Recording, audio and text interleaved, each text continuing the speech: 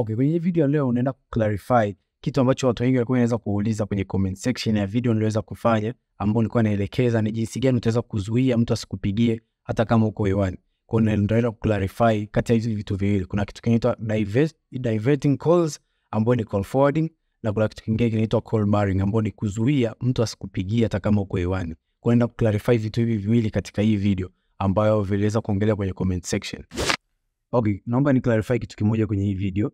Kuna issue imetokea juzi kwenye wiki kama mbili zilizoweza kupita, niliweza kupost ni jinsi gani utaweza kuzuia mtu yote asikupigie hata kama uko hewani. Sasa kuna comment ya dada alicomment kwamba inakubali ni hii *21*07755 reli. Sasa naomba ni clarify, hii code ni kwa ajili ya call forwarding, kwamba ina forward simu zako zote kwenye hii namba, na kwa sababu namba hii haijakamilika kwenye huduma ambazo hazikubali call forwarding, itakachokuambia ni kwamba yani hautaweza kupata majibu yote. Ukipiga ile simu ya yule mtu, ile simu itajikata automatic kama amepiga kodi hii kwenye simu yake, kwa sababu namba hii haijakamilika. Ila kwa simu ambazo zinakubali huduma ya call forwarding, ambao nikimaanisha kwamba kwa line ambazo zinakubali huduma ya call forwarding, itakachokuambia pale ambapo umempigia mtu huyu, itakwambia kwamba simu hii imeelekezwa kwenye namba nyingine, na kwa sasa simu hii haina salio la kutosha kupiga na haitaweza kufanikiwa ile call. Kwa hiyo automatic yule mtu utaweza kumpata.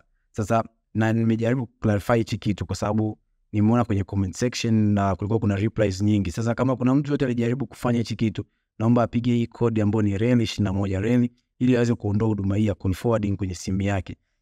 Call forwarding haizuii wewe kupokea simu, bali inachofanya inaelekeza maongezi yako kwenye ile namba ambayo utaiandika hapa mbele. Kwa hiyo naomba ni clarify hicho kitu. Na kwa ile kodi ambayo niliweza kuelekeza kuzuia maongezi, ya kuzuia simu zisiingie, sio kila mtandao jamani unakubali.